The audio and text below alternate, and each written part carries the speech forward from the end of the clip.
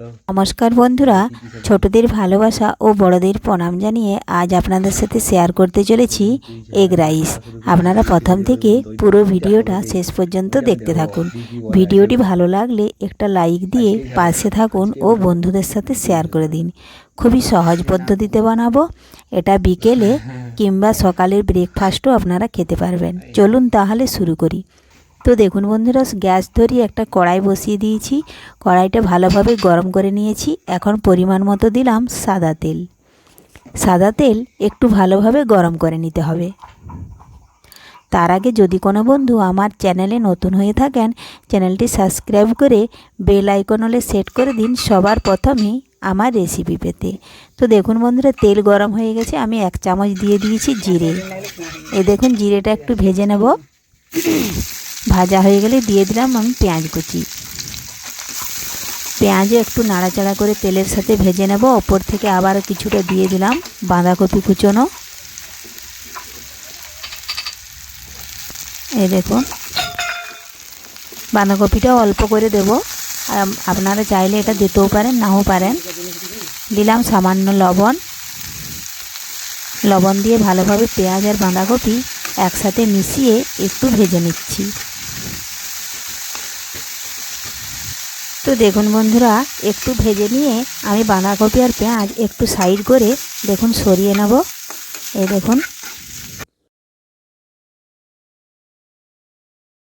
এখন এই তেলের মধ্যে আমি একটু দিয়ে দিলাম সামান্য লবণ। লবণটা তেলের সাথে ভালোভাবে মিশিয়ে নিলাম। আর একটা ডিম ফেটিয়ে দিব। এই দেখুন, ডিমটা এখন আমি ঢেলে দিচ্ছি। এখন এই ডিমটা একটু নাড়াচাড়া করে দেখুন ঝুরো ঝুরো করে ভেজে নেব।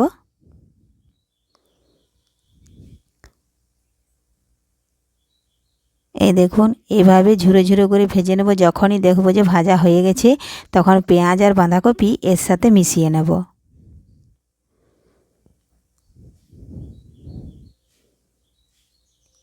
এইভাবে ডিম রাইস যদি বানানো হয়, খেতে কিন্তু দারুণ।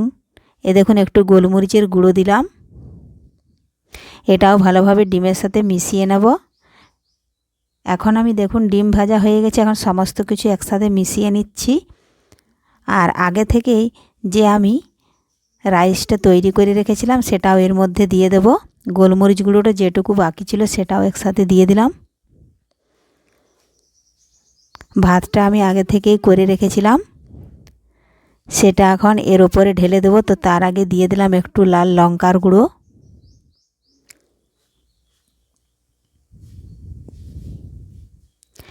লঙ্কার গুঁড়োটা দেখুন ভালোভাবে মিশে গেছে।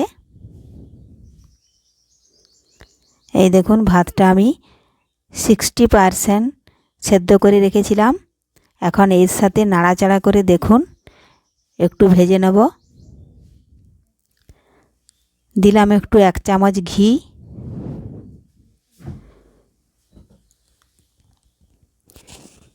ভালোভাবে ঘিটাও নাড়াচাড়া করে মিশিয়ে নিচ্ছি। তো আমি একটু ঢাকা দিয়েছিলাম। এখন ঢাকা দেখুন বেশ কিছুক্ষণ রেখে দেব। এই দেখুন বন্ধুরা, ঢাকাটা তুলে নিচ্ছি। এখন আবারও ভালোভাবে নাড়াচাড়া করে নেব। দেখুন চালটা ভালোভাবে সেদ্ধ হয়ে গেছে। এখন ওপর থেকে দিয়ে দেব টমেটো কেচাপ। এই দেখুন, পরিমাণ মতো দিয়ে ভালোভাবে নাড়াচাড়া করে আমি মিশিয়ে নেব। তাহলেই তৈরি হয়ে গেল খুব সহজে কম সময়ের মধ্যে ডিম রাইস। রেসিপিটি ভালো লাগলে লাইক, শেয়ার, কমেন্ট করতে অবশ্যই ভুলবেন না বন্ধুরা। ধন্যবাদ। ফিরে আসবো আবারও কোনো রেসিপি নিয়ে। এখন এটা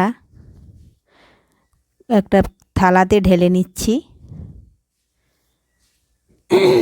ওপর থেকে একটু সামান্য চিনি দিয়ে দিলাম। এই দেখুন, আমি একটা থালা নিয়েছি। থালার মধ্যে এখন নামিয়ে নিচ্ছি।